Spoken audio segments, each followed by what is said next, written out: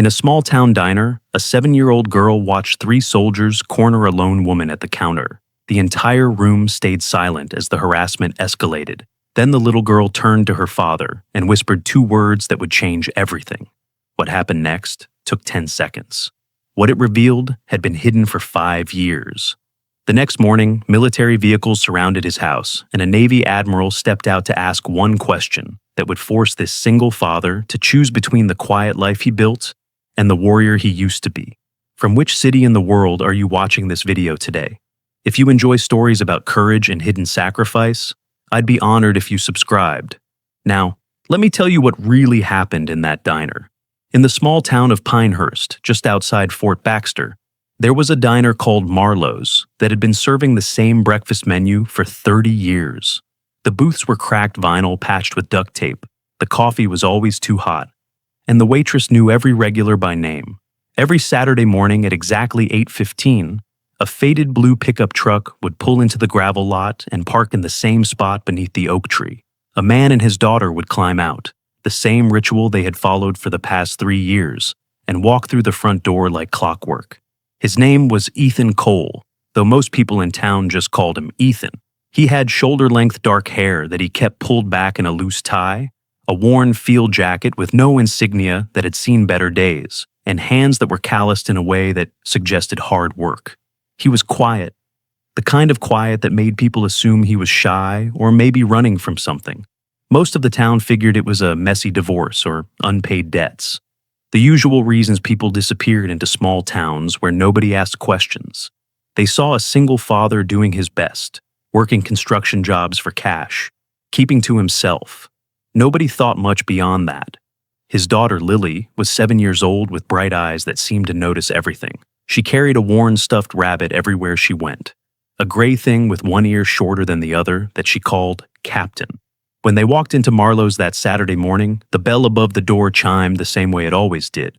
Doreen, the waitress who had worked there longer than anyone could remember, was already reaching for the coffee pot before they even sat down. She knew Ethan took it black, 2 sugars, and that Lily would ask for orange juice in the plastic cup with the cartoon animals on it. They slid into their usual corner booth, the one in the back where Ethan could sit facing the door. It was a small detail that most people wouldn't notice, but Lily had started doing the same thing without realizing it. When they sat down, she would glance at the entrance, scan the room once, then settle into her seat. It was like watching a mirror, the way she copied her father's habits without understanding why. Doreen appeared with the coffee and juice, setting them down with the ease of someone who had done this 10,000 times. "Morning, Ethan," she said. "Usual?" Ethan nodded his thanks, his voice soft when he replied. "Thanks, Doreen." Lily looked up from the placemat she was already examining, the kind with word searches and mazes printed on cheap paper. "Can I get chocolate chip pancakes today?" she asked, her voice carrying that hopeful tone children use when they already know the answer. Ethan smiled, just a slight curve at the corner of his mouth. "It's Saturday," he said. "That's the rule." The diner was filling up with the morning crowd, the kind of mix you'd expect in a military town. A few older couples who had been coming here since before the base expanded. A trucker at the corner table working through a plate of eggs and hash browns. Some college kids from the community college 2 towns over, probably recovering from whatever they had done the night before. The sounds were familiar and comfortable. Silverware on plates, the hiss of the griddle from the kitchen, low conversations that blended into background noise. Ethan sipped his coffee and watched Lily work on the maze with a stubby pencil that had been left in the booth. His field jacket hung loose on his frame, and if you looked closely, you could see a faded outline on the shoulder where a patch had once been sewn and then carefully removed. The stitching was gone, but the shadow remained, a ghost of something that used to be there. His hands wrapped around the coffee mug showed scars that didn't quite match the story of a construction worker. They were too precise, too deliberate, the kind of marks that came from something other than hammers and nails. The bell above the door chimed again, and a young woman walked in alone. She was in her early 20s, wearing an Army specialist uniform with the last name Rivendell stitched across her chest. She moved carefully, like someone who had learned to make herself small, and took a seat at the counter away from the other customers. When Doreen came over, she ordered coffee and toast, her voice barely loud enough to hear. She pulled a paperback book from her bag and opened it, but her eyes didn't really focus on the pages. She was just holding it, using it as a shield. Ethan noticed her the way he noticed everything, a brief glance that took in the unit patch, the way she held her shoulders, the exhaustion written in the lines around her eyes. He looked away just as quickly, returning his attention to Lily, who had finished the maze and was now drawing something in the margin of the placemat. "Daddy," she said, "is she a soldier?" Ethan followed her gaze to the woman at the counter. "She is," he said. "Like you used to be?" Lily asked. Ethan paused, his coffee cup halfway to his lips. "Different," he said after a moment. The woman at the counter, Specialist Cassia Rivendell, sat with her hands wrapped around her mug like it might keep her grounded. Her phone buzzed in her pocket and she ignored it.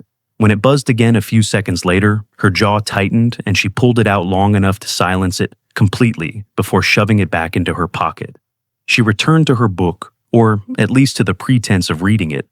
The diner felt calm, the kind of Saturday morning peace that small towns are built on. But there was a thread of tension running beneath it, invisible but present, like the moment before a storm when the air pressure changes and animals start acting strange.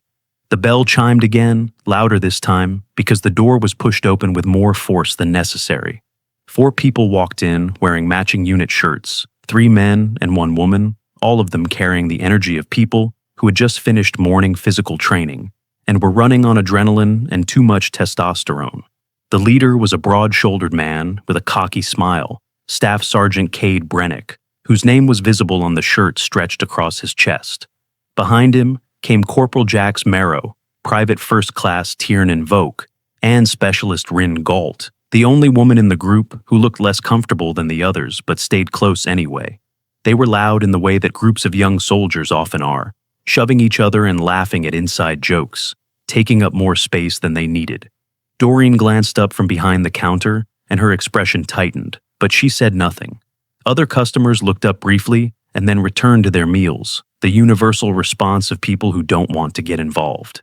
Ethan's posture didn't change, but his focus shifted. He was still looking at Lily's drawing, still holding his coffee, but every part of him was now tracking the group as they moved through the diner. They spotted Cassia almost immediately. Brennick's grin widened and he changed direction, heading straight for the counter. Well, well, he said, loud enough for half the diner to hear. "Rivendell, didn't know you ate real food." Cassia's shoulders tensed, but she didn't look up from her book. Her fingers tightened on the pages, knuckles going white. Marrow laughed, that forced kind of laughter that's meant to encourage bad behavior. "She's ignoring us, Sarge," he said. "That's insubordination."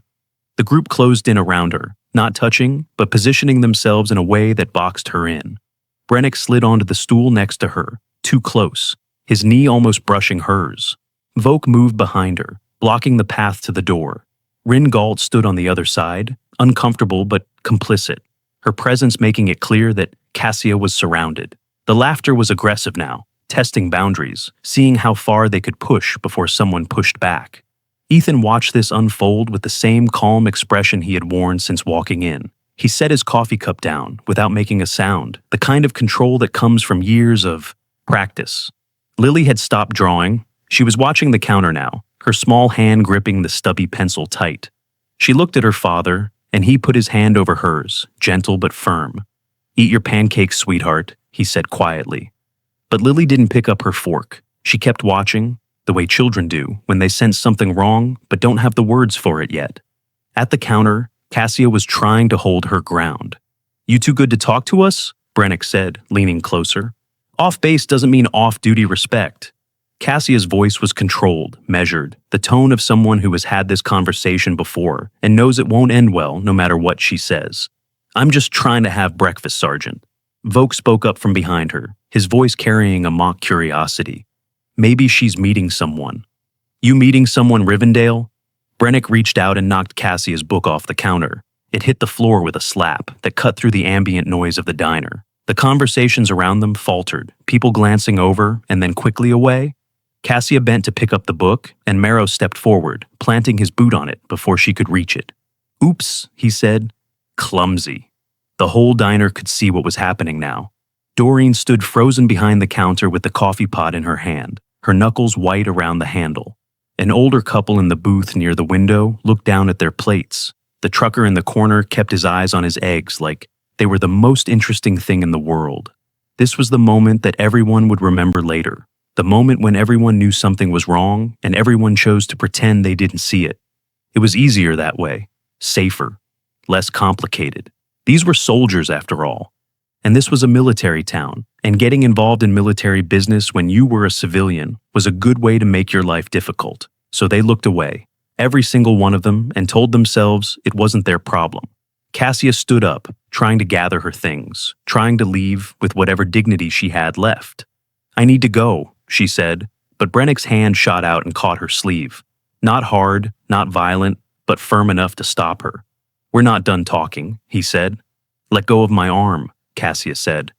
And there was a tremor in her voice now, fear mixing with anger. "Or what?" Brennick said, leaning in closer. "You gonna file another complaint?" The word another landed heavy in the space between them. It told a story all by itself, a history of incidents and reports and a chain of command that had done nothing.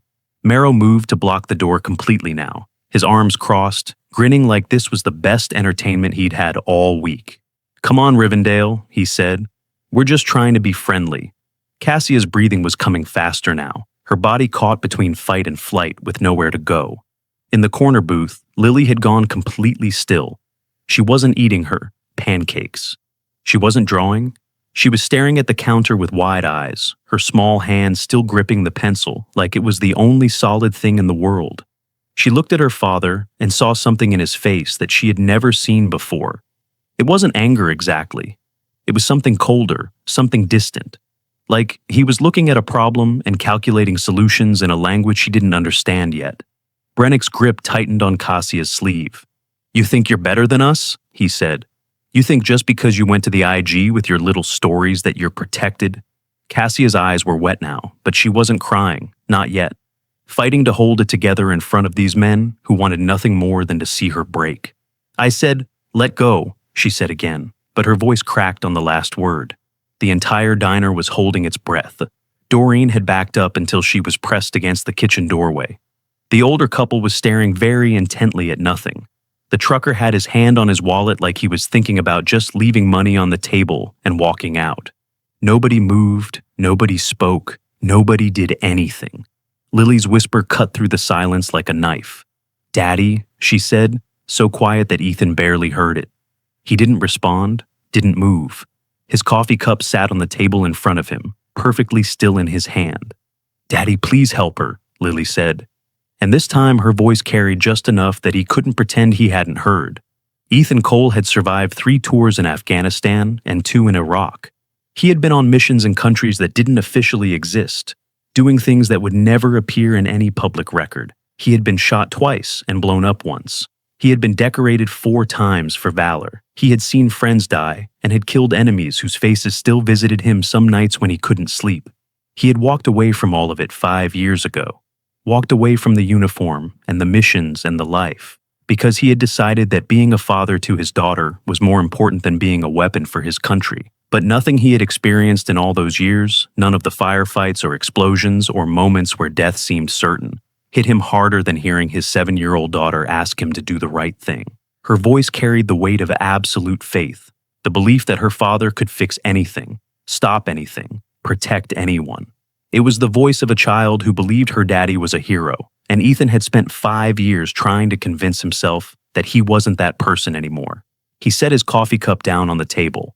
The movement was slow and deliberate, and when the ceramic touched the formica, it made no sound at all. He looked at Lily and saw her watching him with those bright eyes that missed nothing, waiting to see what he would do. He nodded once, just a small movement of his head, and stood up. The walk from the booth to the counter was maybe 15 feet. Ethan covered it in a way that made people notice without understanding why.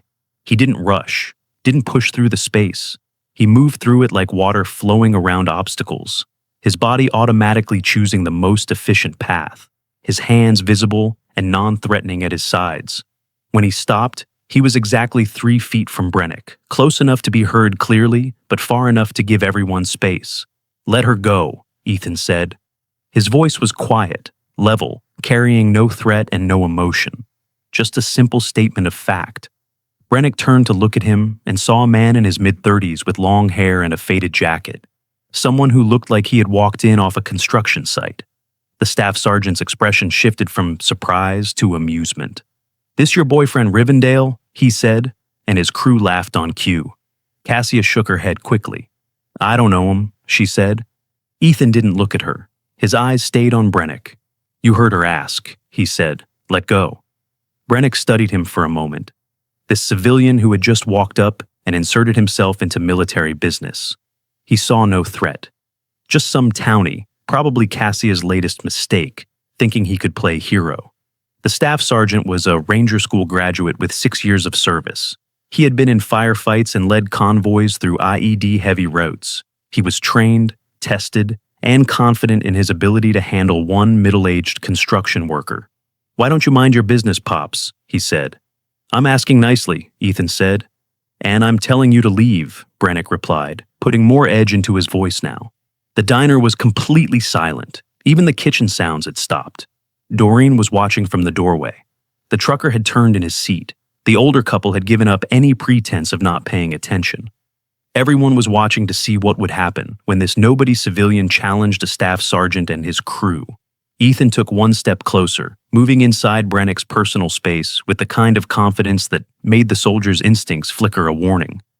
"You got a problem, old man?" Brennick said, but there was something different in his voice now, a note of uncertainty. "Just one," Ethan said. "Move." The word hung in the air between them, a line drawn in the sand, an ultimatum delivered without anger or heat. Just a simple instruction. Brennick made his choice. He released Cassia's sleeve and turned to face Ethan fully, squaring his shoulders, making himself bigger. Then he shoved Ethan with both hands, a solid two-handed push to the chest, meant to send him stumbling backward and establish dominance. It was the kind of move that had worked 100 times before on people who didn't know how to handle aggression. Ethan moved backward exactly 6 inches. His feet adjusted automatically, weight redistributing, balance perfect. He didn't raise his hands, didn't flinch, didn't react at all except to absorb the force and resettle into a stance. That looked casual, but was anything but. He just stood there, looking at Brennick with flat, calm eyes that held no anger and no fear. It was the look of someone evaluating a problem, calculating variables, waiting to see what would happen next. Cassia saw it first. She saw the way Ethan's weight had shifted, the way his hands hung loose at his sides but ready, the way he was suddenly taking up more space than he had a moment before without actually moving. Her eyes widened and she took a step back. "Wait," she said, but it was too late. Brennick saw that Ethan hadn't fallen back, hadn't been intimidated, hadn't done anything except stand there looking at him with those unsettling calm eyes. The staff sergeant felt his face flush with anger and embarrassment because his crew was watching, and this nobody had just made him look weak. So he made the choice that would change everything. He cocked his right arm back, wound up for a haymaker punch, and swung at Ethan's face with every bit of force and momentum he could generate. What happened next would be replayed on security footage and analyzed and talked about for weeks after. What happened next took exactly 10 seconds. What happened next revealed a truth that had been hidden for 5 years in a small town where nobody asked questions and everyone assumed they knew who Ethan Cole really was. That shove had been the mistake. Not because Ethan was violent or wanted to fight, but because in that moment, Cade Brennick had just physically assaulted someone in front of witnesses and given Ethan Cole legal justification to respond. Have you ever watched someone do something extraordinary and wished you had the courage to act when it mattered? Think about the moments when you stayed silent and consider what it would take to find your voice. If this story resonated with you, I would be grateful if you subscribed, not for me, but because sometimes we all need reminders of what real courage looks like. Now, let me tell you what happened in those 10 seconds. Brennick's punch came fast and committed, a haymaker right hook with his full body weight behind it. It was the kind of punch that worked in bars and training yards, the kind that ended fights before they really started. But Ethan wasn't there when the fist arrived. He had slipped inside the arc of the swing, moving with an economy of motion that looked effortless. And suddenly, he was too close for the punch to land with any force. His left hand came up and redirected Brennick's arm, using the momentum against itself, and his right elbow drove into the staff sergeant's solar plexus with surgical precision. The air left Brennick's lungs in a rush, and his eyes went wide with shock. Before he could process what had happened, Ethan had swept his front leg and used Brennick's own forward momentum to drive him face first into the floor. The impact was heavy and final. Brennick hit the linoleum hard, his hands slapping the ground too late to break his fall, and he lay there gasping for air that wouldn't come, his diaphragm spasming from the strike. 3 seconds had elapsed. Merrow reacted on instinct, charging from Ethan's left, with his arms outstretched for a tackle. He was younger and faster than Brennick, had wrestled in high school, thought he knew what he was doing. Ethan pivoted to face him, caught his leading arm at the wrist and elbow simultaneously, and applied pressure in a direction that joints weren't meant to bend. Merrow's forward charge turned into a scream as the joint lock took hold. Ethan controlled the descent, guiding Merrow down and into the edge of the counter with a kidney shot that was measured and controlled, enough to incapacitate, but not to cause permanent damage. Merrow crumpled to the floor beside Brennick, holding his arm and making sounds that were somewhere between sobbing and cursing. 6 seconds had elapsed. Voke had hesitated, watching his two friends go down in the space of a heartbeat, trying to process what his eyes were telling him. Then training overcame shock and he committed, going low for a double-leg takedown. Ethan sprawled instantly, a wrestler's defensive reflex that stopped the takedown cold and controlled Voke's head with both hands. He drove one knee into Voke's chest, not his face, not trying to break ribs, but applying enough force to knock the wind out and shut down the fight. Voke dropped to his knees and then to his side, curled around his chest and gasping. 9 seconds had elapsed. Ringalt had both hands up, palms out, backing away. "I'm good," she said quickly. "I'm good." Ethan looked at her, evaluated, and nodded once. He stepped back from the 3 men on the floor, his breathing unchanged, no sweat on his face, his expression as calm as it had been when he first stood up from the booth. The entire diner stared in shocked silence at what they had just witnessed. 10 seconds had elapsed. 3 trained soldiers lay on the floor in various states of pain and humiliation. Ethan stood in the middle of them, his faded field jacket hanging loose, his long hair still tied back, looking like exactly what he had looked like when he walked in. A quiet construction worker who kept to himself. Except now, everyone in Marlowe's diner knew that wasn't the truth. They didn't know what the truth was, but they knew it wasn't that. The movement had been clean and surgical, no wasted motion, no rage, no loss of control. It was the kind of fighting that didn't come from a gym membership or weekend classes at the community center. It came from somewhere else, from places and experiences that most people only saw in movies. And even then, they didn't really understand what they were watching. Doreen stood in the kitchen doorway with one hand over her mouth. The trucker had half risen from his seat, his coffee forgotten. The older couple sat frozen with forks halfway to their mouths. Cassia Rivendell was pressed back against the counter, her eyes wide, staring at Ethan like she was trying to solve an equation that didn't add up. She had seen enough in her 8 months on base to recognize what she had just witnessed. That wasn't self-defense training from a weekend seminar. That wasn't even regular military combatives. The way he had moved, the precision, the control, the absolute confidence in every motion. She had only seen that kind of movement once before, during a joint training exercise when some quiet men in unmarked uniforms had run a demonstration that made the regular infantry look like children playing soldier. Ethan turned away from the 3 men on the floor and looked at Cassia. "You okay?" he asked, his voice still quiet and level, like nothing unusual had happened. Cassia opened her mouth, but no sound came out at first. When she finally managed to speak, her voice was barely a whisper. "Who are you?" Ethan's expression didn't change. "Nobody," he said. "You should file a report." Then he turned and walked back to his booth, where Lily sat watching with wide eyes, and Captain the Rabbit clutched in her small hands. Brennick was trying to get up, pushing himself onto his hands and knees, coughing and gasping. Merrow was still holding his arm, rocking slightly. Voke had managed to sit up, but was hunched over, arms wrapped around his ribs. The fight had gone out of all of them. Whatever had just happened, whatever they had just experienced, had stripped away the bravado and the pack mentality and left them facing a simple truth. They had picked a fight with someone so far beyond their capability that it was embarrassing. Ethan slid into the booth across from Lily and picked up his coffee cup. It was still warm. He took a sip and set it down, then looked at his daughter. "You okay, sweetheart?" he asked. Lily nodded slowly, still processing what she had just seen. I knew you would help Daddy, she said. Her voice carried absolute faith, like there had never been any doubt in her mind. Ethan reached across and adjusted her placemat, moving her orange juice closer. Finish eating, he said gently. The bell above the door chimed and Deputy Constance Hewlett walked in, hand on her duty belt, eyes scanning the scene with the quick assessment of someone who had been doing this job for 20 years. She saw the 3 soldiers on the floor in various states of distress, saw the civilians watching with expressions of shock, saw Ethan Cole sitting calmly in his booth, helping his daughter with her pancakes. Her eyes narrowed slightly as she pieced together what must have happened.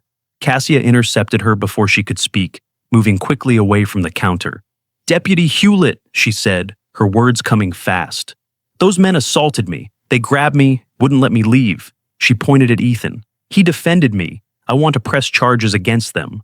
Her voice was shaking but firm, the voice of someone who had been pushed too far and was done staying quiet.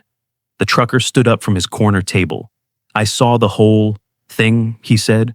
His voice carried the weight of someone who had decided that staying silent wasn't an option anymore. They cornered her, grabbed her sleeve, wouldn't let her go. He asked them to stop. They shoved him first.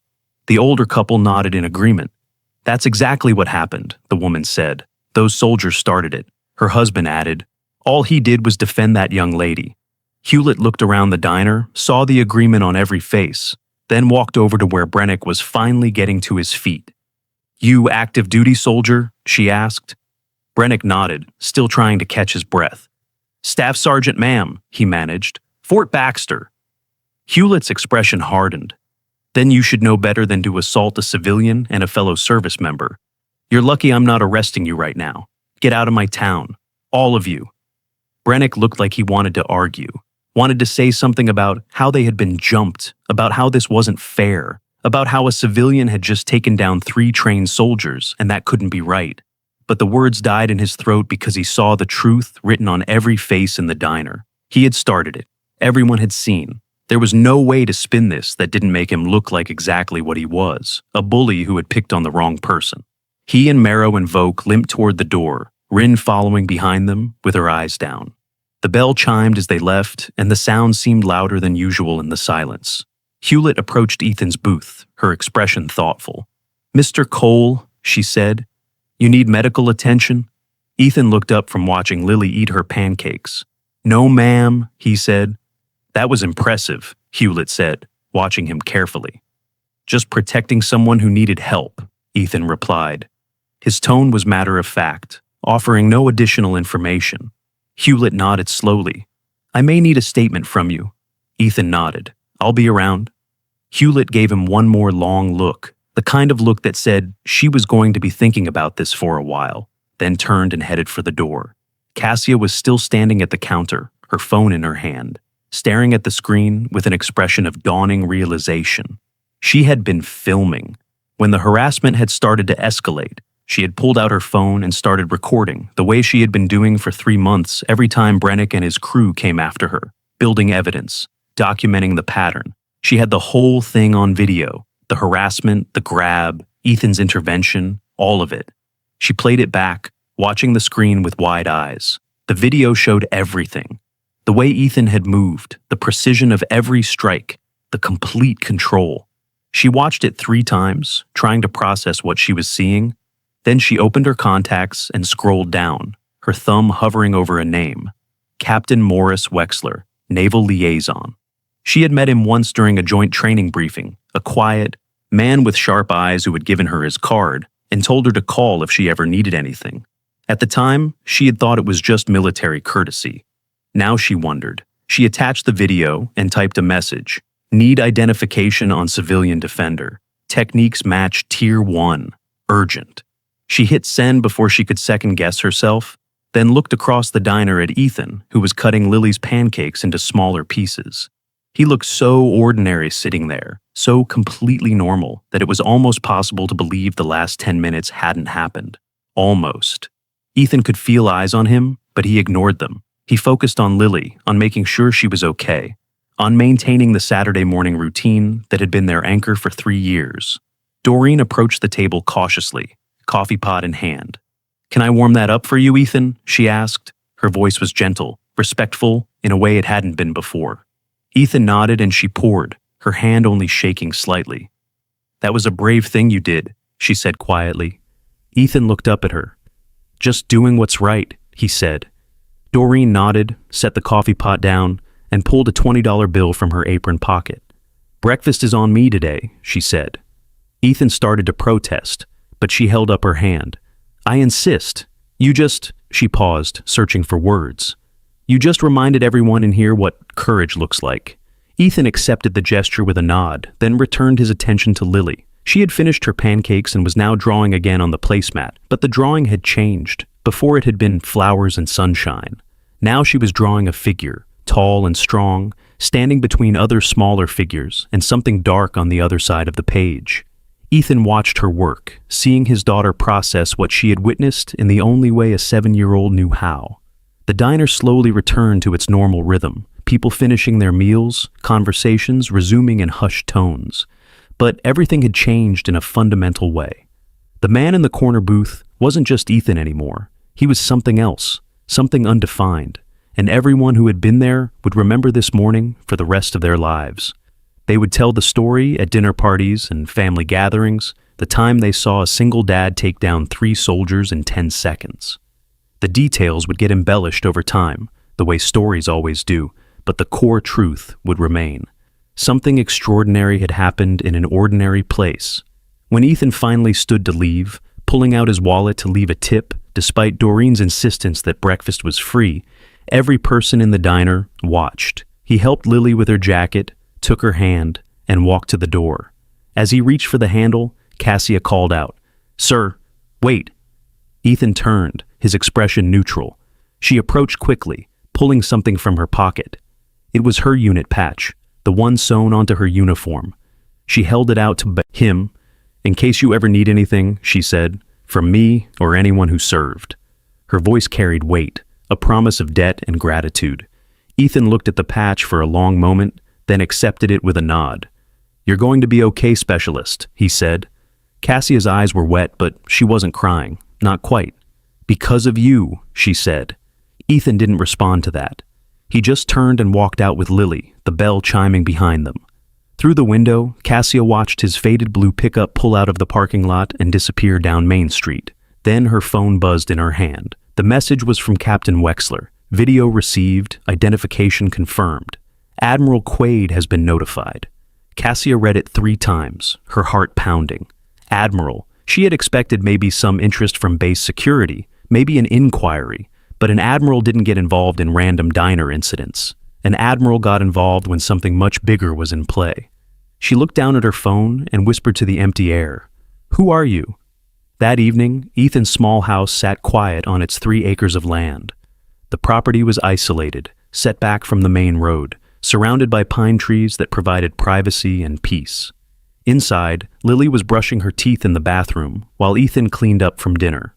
The routine was familiar and comforting. Bath time, toothbrushing, story time, bed. The same every night. The same as it had been for 5 years.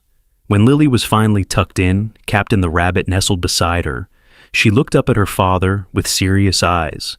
"Daddy," she said, "why were those men so mean to that lady?" Ethan sat on the edge of her bed, thinking about how to answer. "Sometimes people hurt others because they're hurting inside," he said. "But you stopped them," Lily said. "I did," Ethan confirmed. "Will they hurt someone else?" Lily asked. Ethan was quiet for a moment. "I don't know, baby," he said honestly. "I hope not." Lily considered this, her small face thoughtful. "I was scared," she said. "But then I remembered you always help people." Ethan felt something tighten in his chest. "You were very brave today," he said. "Like you?" Lily asked. Ethan smiled slightly. "Braver," he said. He kissed her forehead and turned off the light, leaving the door cracked open the way she liked it. In the hallway, he stood for a moment, listening to her breathing settle into the rhythm of sleep. He walked out to the porch and stood in the darkness, looking at the stars that were visible beyond the reach of town lights. His hands rested on the railing, the same hands that had taken down 3 men in 10 seconds. The same hands that had held his infant daughter when his wife was buried. the same hands that had pulled triggers and thrown grenades and done things he would never talk about. He had spent 5 years building a wall between who he had been and who he was trying to become. Today that wall had developed cracks. The night was quiet except for crickets and the distant sound of traffic on the highway. Ethan stood there for a long time, thinking about choices and consequences, about the person he had been and the person he was trying to be. He thought about Lily's whispered please, the way those 2 words had cut through 5 years of carefully constructed distance from his past. He thought about Cassia Rivendell's face, the relief and gratitude and recognition. He thought about the way it had felt to move like that again, muscle memory and training taking over, his body remembering what his mind had tried to forget. He went inside eventually, locked the door, checked on Lily one more time, then went to his own room. Sleep didn't come easily. It never did on nights when he had used violence, even controlled and justified violence. He lay in the darkness and stared at the ceiling and waited for morning. Morning came early. Ethan was up at 5:30, making coffee, the sky just beginning to lighten beyond the kitchen window. He had learned to function on minimal sleep during his years in the service, and the habit had never left. He was on his second cup, sitting at the kitchen table and reviewing some construction estimates when he heard the sound. Engines. Multiple engines, military engines. His body tensed automatically, years of training making his senses sharpen. He set down his coffee cup and walked to the front window. 3 black SUVs were turning onto his driveway, kicking up dust from the gravel road. They moved in formation, practiced and deliberate, and Ethan knew immediately this wasn't a social call. He walked to the front door and stepped out onto the porch, leaving the door open behind him so he could hear if Lily woke up. The morning air was cool and still. Birds were starting to sing in the trees. It was the kind of morning that should have been peaceful.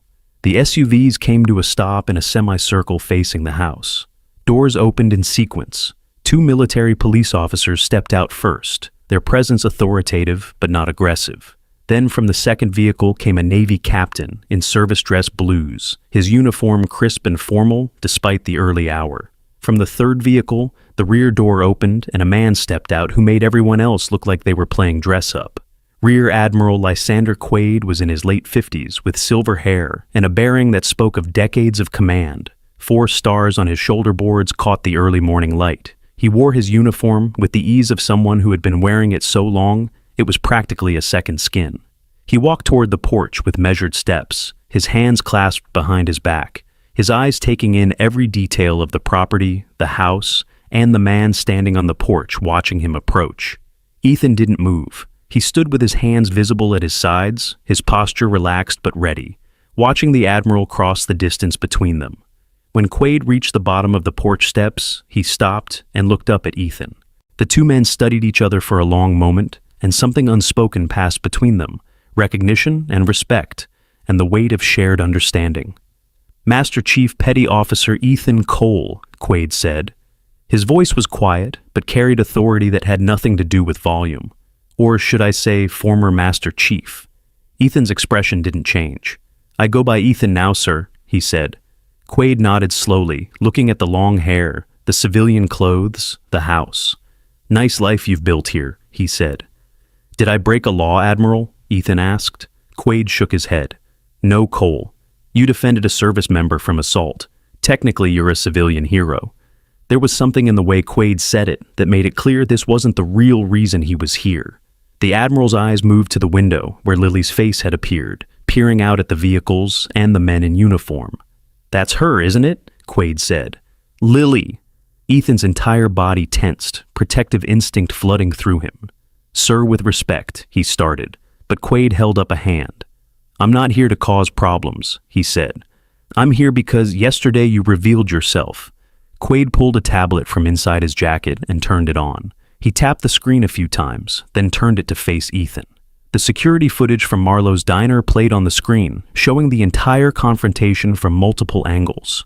Quaid let it play for a few seconds, then paused it at the moment when Ethan had slipped inside Brennick's punch. "A 22-year-old Army specialist filed a report," Quaid said. "Said an unknown civilian intervened when she was being harassed. Said he moved like someone who had done this in the dark." He scrolled to another video, this one from Cassia's phone, showing the same events from a different angle. "Took me about 30 seconds to confirm it was you," Quaid said. He played the footage in slow motion, frame by frame, and Ethan watched himself move with precision that was unmistakable to anyone who knew what they were looking at. Textbook redirection, Quaid said quietly. Joint manipulation, controlled force escalation. You didn't break a single bone, Cole. You could have, but you didn't. Ethan said nothing. He watched the footage play out, seeing himself through someone else's eyes, seeing the truth written in every movement. Quaid turned off the tablet and looked at him. The specialist Cassia Rivendell has been filing harassment complaints for 3 months, he said. Chain of command buried every single one. She was 1 day away from going AWOL just to escape it. Those men, Staff Sergeant Brennick and his crew, they're being court-martialed, dishonorable discharge likely. All because you stood up when no one else would. The sun was fully up now, light streaming across the property. Inside the house, Ethan could hear Lily moving around, probably wondering why there were military vehicles in the driveway. Quaid heard it too. She's a kid, sir, Ethan said quietly. Same age I was when I joined. She deserved better. She did, Quaid agreed, and she got it, because of you. The Admiral sat down on the porch steps uninvited, the gesture making the moment less formal, more personal. You left because of her, he said, looking toward the window. Ethan's jaw tightened, but he didn't deny it. I left because I wanted to be a father more than I wanted to be a weapon, he said. Quaid nodded slowly. Your wife Melissa, he said. I read the file. Ethan's hands clenched at his sides. Drunk driver? Quaid continued. Head-on collision. She died instantly. You were in Yemen when it happened. I was told I could finish the mission or come home, Ethan said, his voice flat. I finished the mission. By the time I got stateside, she had already been buried. Lily was with her grandmother, 2 years old. Didn't recognize me? So you retired, Quaid said. I quit, Ethan corrected. There's a difference. Quaid stood, brushing off his uniform.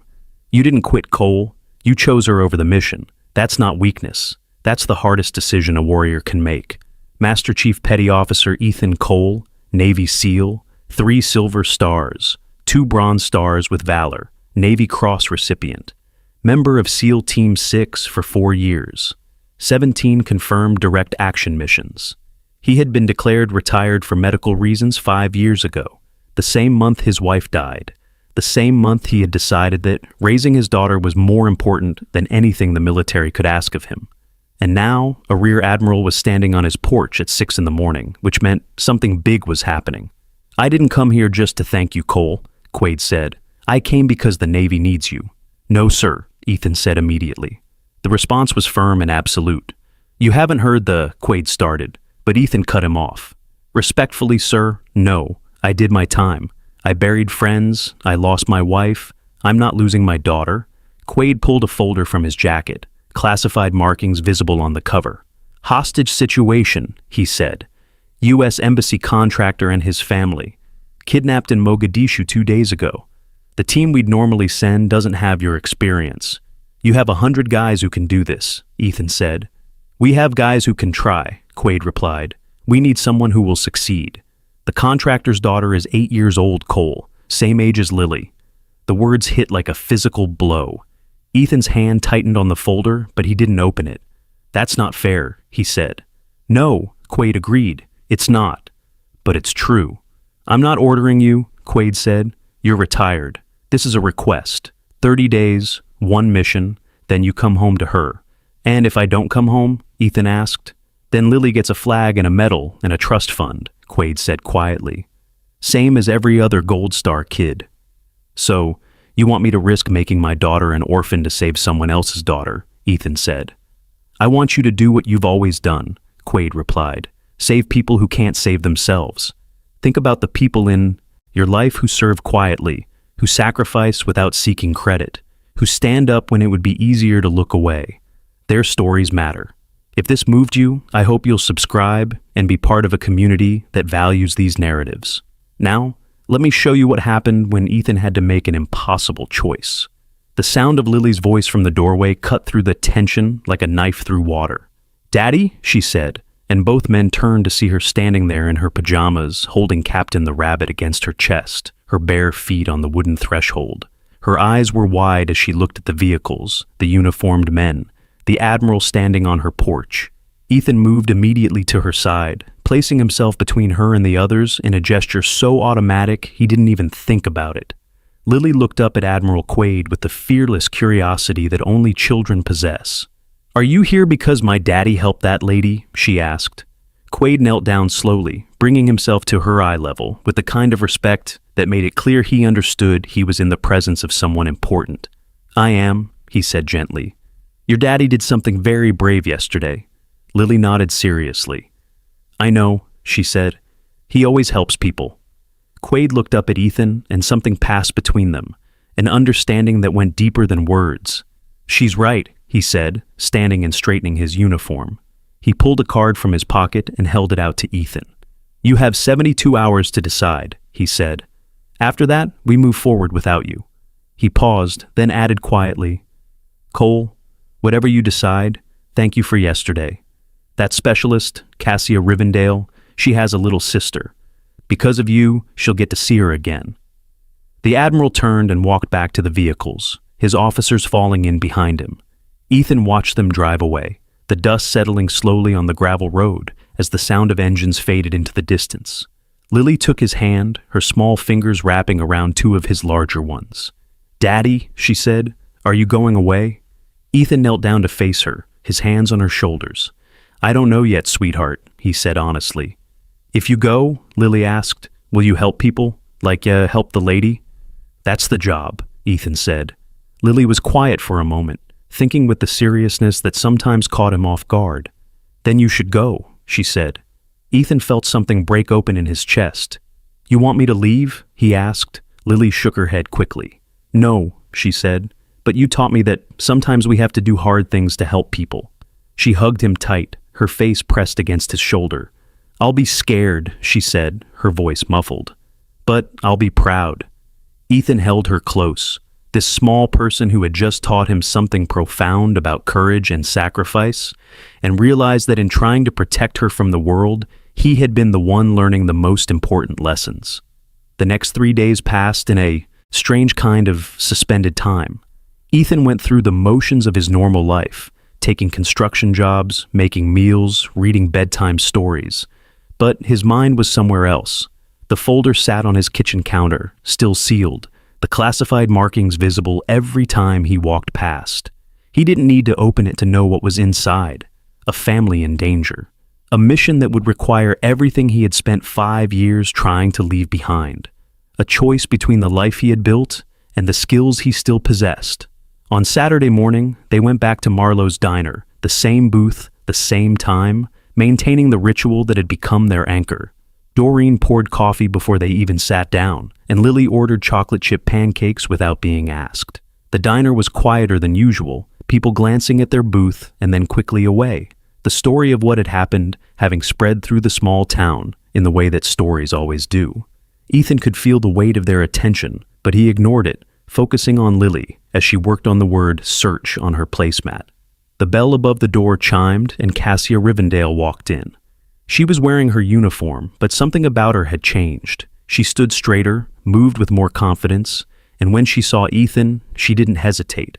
She walked directly to the booth, and Ethan nodded, giving her permission to approach. "I'm sorry to interrupt," she said. "I just needed to say thank you."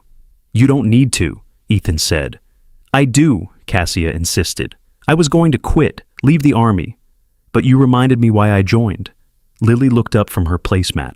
"My daddy's the best people," she said with absolute certainty. Cassia's eyes filled, but she blinked the tears back. "He really is," she agreed. She reached into her pocket and pulled out a folded piece of paper and something small wrapped in cloth. She set them both on the table. The note was handwritten in careful script. "To the man who stood up when no one else would, thank you for seeing me." It was signed simply, Cassia. The cloth unfolded to reveal her unit patch, the same one she had offered before, but this time it had been sewn onto a small piece of backing to make it permanent. "In case you ever need anything," she said, "from me or anyone in my unit." Ethan accepted the patch with a nod of respect. "You're going to be okay, Specialist," he said. "Sergeant now," Cassia corrected with a small smile. "They're investigating the whole chain of command. Brennick and his crew are facing court-martial. Everything's changing." "Good," Ethan said simply. Cassia nodded, then turned to Lily. You should be very proud of your daddy, she said. I am, Lily replied. He helps people. After Cassia left, Lily picked up the note and read it slowly, sounding out the words she didn't know. Daddy, she said when she finished, are you going to help the other people, the ones the Admiral told you about? Ethan looked at his daughter, at her bright eyes and serious expression, at Captain the Rabbit sitting on the seat beside her, and he realized that she already knew his answer. Yeah, baby, he said quietly. I think I am. Lily nodded like she had expected nothing less. When do you go? She asked. Soon, Ethan said, but I'll come back, I promise. I know, Lily said with perfect faith. You always keep promises. 2 weeks later, Ethan stood on the tarmac at Fort Baxter Naval Air Station, watching the sun rise over the flight line. He was in full tactical gear for the first time in 5 years, the weight of it familiar and strange all at once. His hair had been cut short, his face clean-shaven, and looking at his reflection that morning, he had barely recognized the man staring back.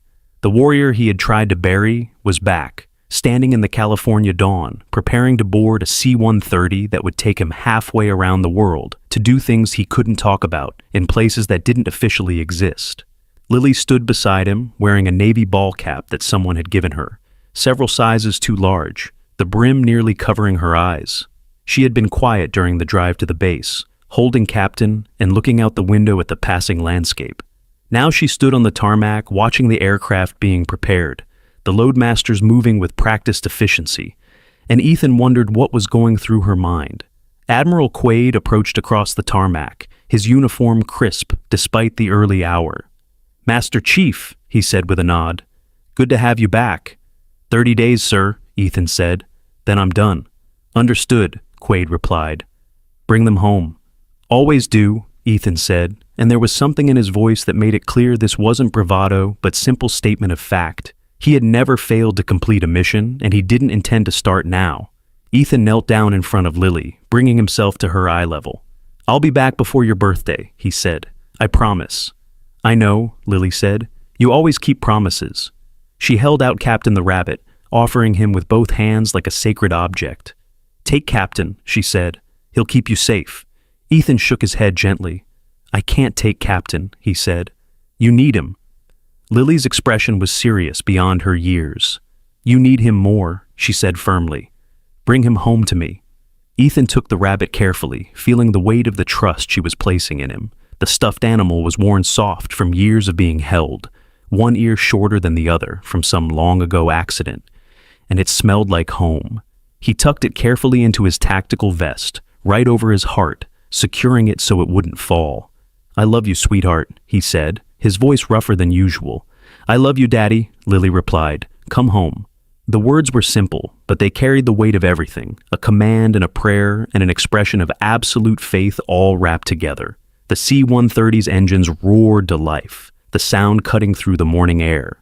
Ethan stood and walked toward the loading ramp, his gear secure, a mind already shifting into mission mode. He turned back once and saw Lily standing there with Admiral Quaid's hand on her shoulder, trying so hard to be brave. Ethan raised his hand in a salute, the gesture formal and final. Lily returned it, her small hand coming up to her forehead, in an approximation of proper form that was both perfect and heartbreaking. Then Ethan turned and walked up the ramp into the aircraft, and the moment was over. The ramp closed behind him, sealing him into the belly of the plane with the rest of his team, men he had worked with before, men who knew what he was capable of and were glad to have him back. The C-130 taxied, turned, and took off into the rising sun, carrying Ethan Cole away from everything he loved toward a mission that required everything he had been. The operation took 33 days. Ethan didn't talk about what happened during those 33 days, not to Lily, not to anyone. The official record would show that a U.S. Embassy contractor named David Reeves and his family had been recovered safely from their captors in Mogadishu. 0 casualties on the rescue team. 3 terrorists neutralized. The mission had been executed with surgical precision by a team that moved through the night like shadows, extracted their targets, and disappeared before anyone knew they had been there. What the record wouldn't show was the 8-year-old girl named Emma Reeves, who had been found in a locked room, terrified and alone, clutching a stuffed elephant the same way Lily clutched Captain. It wouldn't show how Ethan had been the one to pick her up, to carry her out of that place, to promise her that everything was going to be okay now. It wouldn't show how he had thought about Lily every single moment, how Captain the Rabbit had stayed in his vest through the entire operation, how the thought of his daughter waiting for him had kept him focused when everything else was chaos and violence and darkness. The C-130 touched down at Fort Baxter, 35 days after it had taken off. Ethan walked down the ramp into California sunshine, still in his tactical gear, still carrying the weight of what he had done. Admiral Quaid was there waiting, along with several other officers, and they snapped to attention as he approached. "Master Chief," Quaid said with genuine respect. "Well done." Ethan nodded, too tired for words. The Admiral leaned in closer. "Your daughter is waiting at your house," he said quietly. "My aide drove her there an hour ago. Go home, Cole. You earned it." Ethan drove through Pinehurst in his old pickup truck, still wearing his tactical vest because he hadn't taken the time to change, just wanting to get home. The town looked exactly the same as it had when he left, the same quiet streets, the same familiar buildings. But he felt different. He had gone back to being the person he thought he had left behind, and now he was returning to the life he had built, and somewhere in his mind, he was trying to reconcile how to be both. He turned onto his gravel driveway and saw Lily sitting on the porch steps, drawing on a pad of paper, Admiral Quaid's aide standing nearby in a respectful distance. When she heard the truck, she looked up and her face transformed, pure joy breaking across it like sunrise. "Daddy!" she screamed, and she was running before he even had the door open. Ethan climbed out and caught her as she launched herself at him, wrapping her arms around his neck and her legs around his waist, holding on like she would never let go. "Did you get hurt?" she asked, pulling back to look at his face, checking him over with serious eyes. "Not even once," Ethan said. "Captain protected me." He reached into his vest and pulled out the rabbit, now slightly more worn than before, and Lily took him carefully. She looked down at Captain and noticed something new. Someone had sewn a small patch onto the rabbit's chest, a Navy SEAL trident, the same symbol that had once been on Ethan's uniform. She looked up at her father with wonder. "Captain's a SEAL now?" she asked. "He earned it," Ethan said seriously. "He kept me safe the whole time." They walked into the house together, Lily chattering about everything that had happened while he was gone, about school and her friends and the project she was working on. Ethan listened, letting her voice wash over him, grounding him back in this reality, this life, this purpose that was bigger than any mission. He made her lunch, helped her with homework, read her stories, all the normal things that felt more precious now than they ever had before. That evening, Admiral Quaid called. "The Navy wants to discuss bringing you back full-time," he said. "We could use someone with your skills and experience." "No, sir," Ethan said firmly. "With respect, I did what you asked. I helped those people. But my place is here." There was a pause on the other end of the line. "I understand," Quaid said finally. "And Cole, thank you for everything." Ethan ended the call and looked at Lily, who was coloring at the kitchen table, Captain sitting beside her, and he knew he had made the right choice. The following Saturday morning, they went back to Marlowe's diner at 8:15 exactly, the same booth, the same order, the same ritual that had sustained them through everything. Doreen poured coffee and set down orange juice and said, "Welcome back, Ethan," her voice carrying warmth and respect. Lily ordered chocolate chip pancakes, and Ethan said it's Saturday, that's the rule, and everything was exactly as it should be. The bell above the door chimed and Cassia Rivendell walked in, now wearing sergeant stripes on her uniform. She saw them and smiled, taking a seat at the counter. She looked different too, more confident, more settled, like someone who had found her footing. When she caught Ethan's eye, she raised her coffee cup in a small salute, and he nodded back. No words were needed. They understood each other, two people who had been changed by a moment of courage in an ordinary place. Lily worked on her word search while Ethan drank his coffee and watched the morning light stream through the windows. The diner filled with its usual Saturday crowd, people coming and going, living their lives, unaware of the stories contained in the quiet man in the corner booth and his daughter. Doreen refilled his coffee and left them in peace. The sounds of the diner wrapped around them like a comfortable blanket. This was home. This was peace. This was what he had fought for. Lily looked up from her placemat. "Daddy," she said, I told everyone at school you're a hero." Ethan shook his head slightly. "I'm just a dad," he said. Lily considered this with her serious expression. "You're both," she said finally, and there was such certainty in her voice that Ethan didn't argue. Maybe she was right. Maybe it was possible to be both things, the warrior and the father, the protector and the provider. Maybe you didn't have to choose between them. Maybe the real courage was in learning how to be both. The morning passed in peaceful routine. They finished breakfast, paid the check, left a tip for Doreen. As they walked to the door, Lily took his hand and swung it between them, happy and carefree. A 7-year-old girl who knew her father would always come home, always keep his promises, always be there when she needed him. The bell chimed as they stepped out into the sunshine, and Ethan helped her into the truck, buckled her in, handed her captain. They drove home through the quiet streets of Pinehurst, past the houses where people were just starting their weekends, past the park where children played, past all the ordinary moments that made up an ordinary life. But Ethan knew now that there was nothing ordinary about any of it. Every moment of peace, every Saturday morning at the diner, every bedtime story and homework session and simple conversation was precious beyond measure. These were the things worth fighting for, worth protecting, worth coming home to.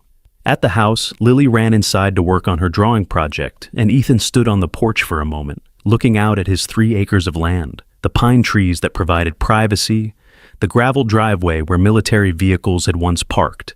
He thought about the path that had brought him here, from the battlefields of Afghanistan to the teams of SEAL 6, to this small house in a small town where nobody knew his story, and that was exactly how he wanted it.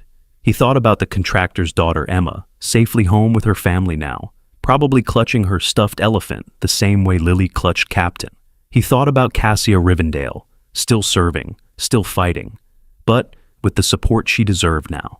He thought about the 3 soldiers who had learned a hard lesson about respect and consequences. He thought about all the lives that connected to his, in ways seen and unseen, the ripples that spread out from every choice, every action, every moment of courage. Inside the house, he could hear Lily singing to herself while she drew. The sound was pure and happy and completely ordinary.